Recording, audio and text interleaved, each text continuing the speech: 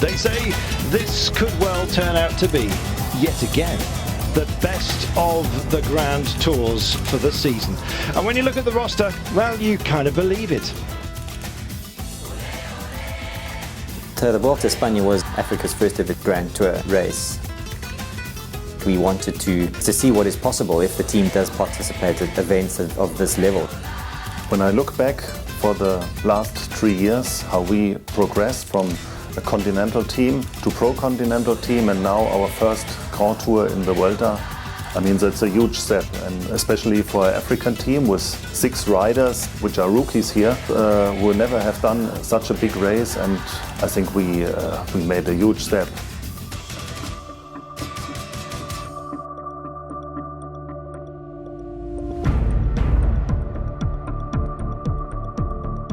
I think everybody is aware what we are doing now. Yeah, it was a long way to bring this team to the big tour, and now it happens.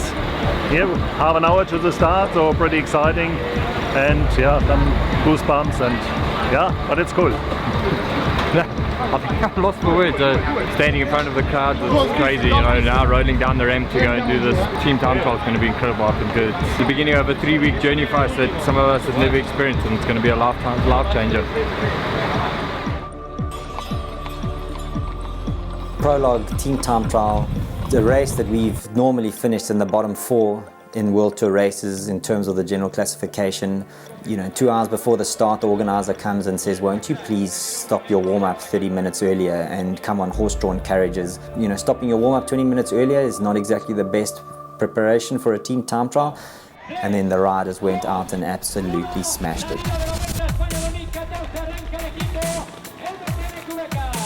MTN Qhubeka get us started on this great race. Some say it will be the greatest Grand Tour of the season, and when you see the roster you can understand why. Qhubeka debutants at Grand Tour level, they've got their chance to impress, and who knows, they might be bidding for the team title.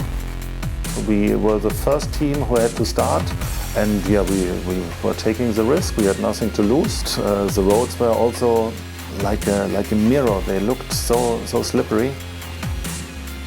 For them to finish 12th out of 22 teams, the first Pro Continental team, the first wildcards team to finish, only 3 seconds behind Sky and 5 seconds behind Lampre Merida, some of the best World Tour teams in the world, was exceptional. It did show that we started the race with great condition, and it also showed that the riders were really hungry and wanting to make a massive impact on their first Grand Tour. 12th place from 22 teams, and we are the absolute underdog, so it was the first exclamation mark.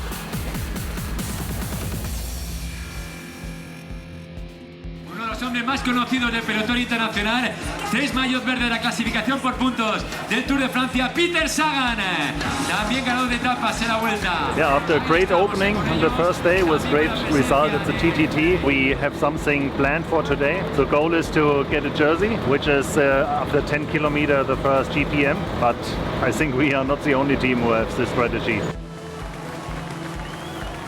The goal was for the team to start the Vuelta with a bang and to get a jersey, and not a lot of opportunities to get into a break in a Grand Tour, and I mean, to be in the break in the first day just for the exposure for MTN and Qhubeka.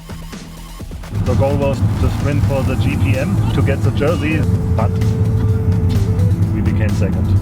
So now Christian is coming back to the bunch to help Gerald at the end for the final sprint, and Jacques stays in the leading group. Just incredibly motivational to see MTN Qhubeka. Every time we see one of the riders going past in the kit, it just picks us up. It's just incredibly huge for us. It's an unbelievable sensation, the whole thing. When I got back to the bus after the race and I looked at my Twitter feed, it was just amazing with the support from South Africa. We kick off supporting our MTN Qhubeka team as they head over to Spain, representing Africa as Africa's first pro cycling team. But South Africa is backing our boys, so good luck, guys.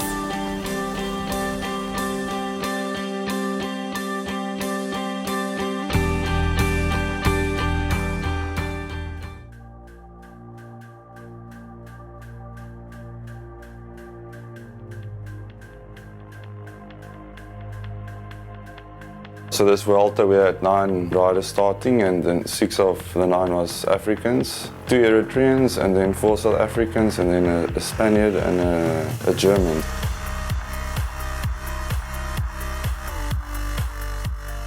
For our management, it was hard to decide. We have a couple of super strong riders in the line who also would be absolutely able to race here.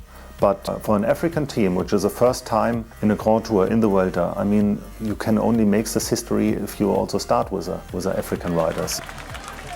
We've did 1 or 2 World Tour races before Vuelta, and yeah, it's only one-day races, and now to have been able to do a 3-week Grand Tour, I think all the first-timers from Africa have learned quite a bit about racing a Grand Tour and being able to push ourselves through the 3 weeks and actually doing quite okay, getting a few results.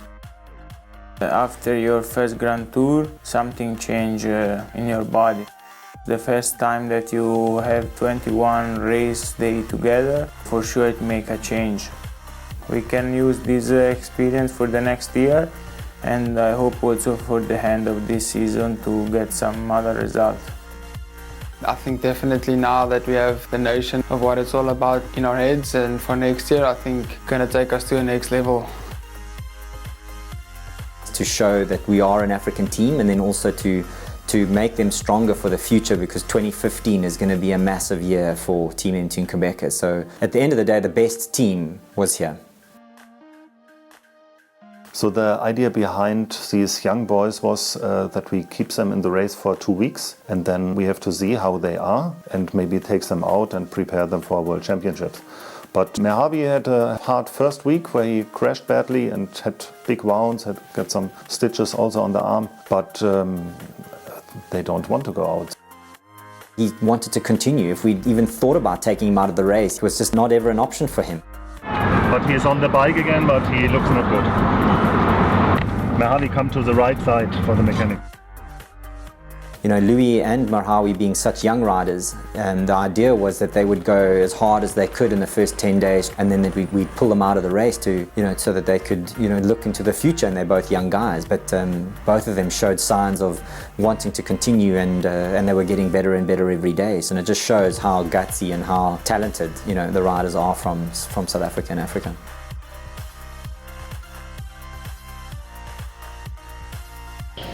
It's a 5-rider break and of reasonable quality. The Eritrean Daniel Tekla-Hamanot from MTN Qhubeka, news on them today as well. And Bob Jongels from Trep Factory Racing is also out front. Yes, hard day after a long ride from the break. Yeah, almost success with the 4 riders, but the peloton is so fast. Our strategy around the racing was that we wanted to be visible. We wanted to show the talent from Africa. The best riders in the world are here, and for us, in 50% of the race days, to be in the significant breakaway, sometimes with 1 or even 2 riders, shows the commitment from the riders. Van Rensburg is here again. He was in the break, the South African from yesterday for MTN Qhubeka. And I guess, having been involved in a couple of breaks which have been significant, Tekla-Hamanot and Jacob Thompson are also in the break here for MTN Qhubeka. We sent our riders in the early breaks, and they were successful with that. We made it, I think, 10 times in the whole Vuelta where we were in breakaways. From the beginning, we didn't just want to come to the race and be bunch fillers, so we wanted to be part of the racing, and we wanted to be in the moves and be part of the results. And if you do something special and you break away and you are 150, 180 kilometers with 2-3 other boys in the front, and you are fighting till the last moment to make it happen, to win maybe the stage, I think that's our open philosophy, where we say that's the goal where we have to go. That's our mentality. We are fighting for every chance that we get. Yeah, today is the first hilltop finish, so yeah, really looking forward to it. Been waiting for it. Yeah, but Sergio is looking absolutely super, so yeah, our first job is to protect him, and then if I'm in a good position and feeling good on the final climb, then yeah, maybe I can give it a go. For me, that is probably the most memorable moment of the tour, being in the breakaway in the top stage of cycling with two of my friends, Jaco and Louis, and eventually helping out Louis to get a 5th place on that stage. Main keys, enjoying seeing the young South African at the front, and you can see the physique on him. He is a climber. Yeah, Jaco and Jacques immediately just started working for me, and over the second last climb, there were only 10 riders left. Yeah, it was every man for himself up the final climbs. And it's Lewis Mainkeys who goes to the front, the young South African. No doubt they're getting excited, all the supporters of MTN Qhubeka. Just maybe it could be a fairy tale ending. Mainkeys last year, the silver medal at the Under-23 World Championships. Ryder Hagedal is still there. Kolobnev for the Katusha team. It's Zorg for the Tinkoff Saxo squad. Arroyo just losing a little bit of ground at the back. Louis Mainkeys was a rider that we always knew could do something on one of the mountain stages, but for him to go 5th on a mountaintop finish with Ryder Hagedal, winning the stage and Louis going 5th, that was an incredible breakthrough. So you see, he is a fantastic climber. He survived the 3 weeks as a young boy. Now he has his World Championship where he has to defend a medal, and yeah, he is a core part of our future plans.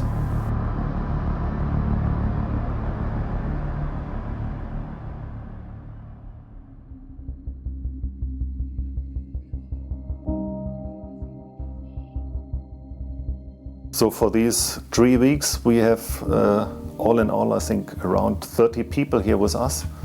So it's a huge support what we give to the riders in terms of nutritionist, doctor, coaches, masseurs, osteopath, mechanics, sport directors also.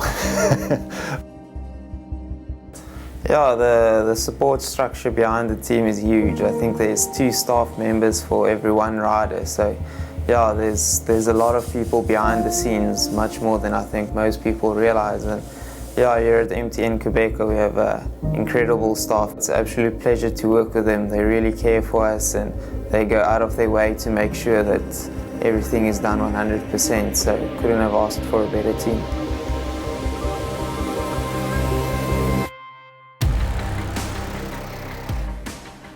Taking riders from the African continent that have never raced in Europe before to one of the 3 biggest grand tours in world cycling, and for all of them to finish, and for all of them to finish well, and not just be bunch sitters and bunch fillers, but absolute participators and be involved and integrated into the racing, just shows what you can do from a high performance point of view if you've got riders that have got the right passion and big engines to be able to sustain it. A great team of people under Dr. Carol Austin that work together to bring this team to this level. We know what we need to do now to get to Giro d'Italia, Tour de France, and compete against the best riders in the world, in the biggest races in the world. And the Vuelta proved that we are on the right track. And I think the guys have really put in incredible work and performances so far. I mean, I've been going through all the training data and the training load and really taking a close look at that. And from a physical perspective and mental perspective, the guys are really in good shape. I think we've managed through the medical side, the nutrition recovery, to keep them in a good state. But overall, I think the preventative medicine approach and support that we've given the guys is really giving dividends. La Vuelta a España, unbelievable. We're starting, the guys had to go up into this aircraft carrier and sign on. They've got the planes on the aircraft carrier, helicopters, and the guys are going to be starting inside the hull of this aircraft carrier. It just shows the size of a Grand Tour and what it means to the country that these stages start into. I mean, they try to do something uniquely different at every time. Going to a Grand Tour, everything is just bigger. The logistics is, I think, the biggest. I don't know, maybe 1,000 people running this sport event, running all over Spain. 3 weeks to close all the road, to get all the teams here, to accommodate them, to look for the safety. It's amazing. There's a lot more staff, a lot more traveling, just a lot more of everything. Just to move around the buses in those small streets and turning around and finding a parking, it's always a lot of action and a lot of stress also sometimes. It's just something special. So MTN is an incredible partner. They've been with the team since 2007. They've believed in the dream of taking an African rider or a kid on a bike to the greatest races in the world. Getting South Africa behind this team, they did a fantastic roadshow around the country in all the major cities, welcomed people to come and support the team, and it really did open lots of people's eyes up to a sports team that they didn't know was racing at this level and existed, and what the team races for in terms of the Qhubeka Foundation. The Qhubeka Foundation is something that's core to everything that we do. We're trying to raise awareness to the Bicycles Change Lives campaign, and to try and raise more money to get more kids onto bicycles so that we can bring through the next African talent. If we can raise the awareness by the team's success in Europe and by an African or South African rider winning races to create that aspiration from, to get kids onto bicycles, that is the dream. They have good riders in Africa, like Algeria, Rwanda, Eritrea, South Africa, but to get the opportunity to ride in ECI. For example, me and Daniel last year, I got this opportunity to ride in Europe. But the most important is the opportunity. But you have good talent riders.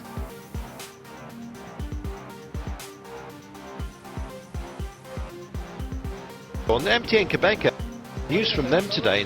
Jens van Rensburg, we know, has already signed, the South African, but Edvald Bosenhagen on board. Theo Bos likewise. It's building a roster of greats, and Tyler Ferrara's joined the fun as well, Sean. MTN Qhubeka, a team with big ambitions, and of course that being displayed here on their first Grand Tour. Well, their ambitions is to have a big team capable of taking part in the Tour of France, and they are expecting to be performed enough at the beginning of the year next year to get a wild card for the Tour of France.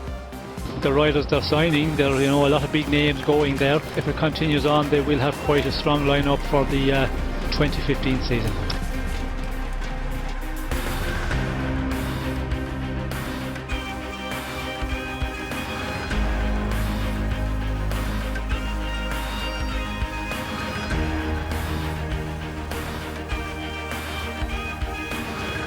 Going forward to 2016, 2017, for us to stay at the highest level in world cycling, we need the UCI points. We need to win the races so that we can stay current and we can stay in the top end of cycling and get invited into the biggest races in the world. We want to get some big names in the team to make sure that we are part of the Tour de France, part of some other big races. We've brought on riders like Edvald Bosenhagen from Team Sky, also Reinout Janse van Rensburg, South African, back from Giant Shimano, back to our team. Tyler Ferrara, American rider, riding for Garmin Sharp, has also come on board, and Theo Bos from Team Belkin is also joining us. Because our African makeup and the dynamic of our riders is such that they're good climbers, good time trialists, we'll be focusing and building a team around those guys to go and race in the biggest races and to try and win stage races. And so the Louis Meintjes, the Marawi Kudus, those guys are now the guys that are the go-to people, and they will have to take the pressure now to try and win stage races, which is a massive step for them in terms of their careers, and they no longer will be supporting other GC riders. They will be the GC riders, and I think they will shine, and I think we'll be on the podium a few times next year in stage races on the general classification with our young South African and African riders. Our sprinter fraction had also some options, some possibilities for good results. They had a couple of top 10, 11, like this. We hoped for a bit more because the potential is there for Christian and for Gerald. But finally, it was a complete team performance. We are absolutely happy what happened in these 3 weeks. To finish the Vuelta a España with all 9 of our riders, of which 6 were new to Grand Tour racing, is incredible. The riders, they wanted to be here, they wanted to respect the World Tour invite, they wanted to show that they can survive and have the depth to be a team that should be competing at this level. Personally, I'm really happy to finish all riders, it's 21 days. So it's good experience for them, also for future. I'm really successful and it's really riding. I definitely think it's a success just having 9 riders to finish and getting 9 riders the experience of going through a Grand Tour. I think that is in itself very valuable for Africans.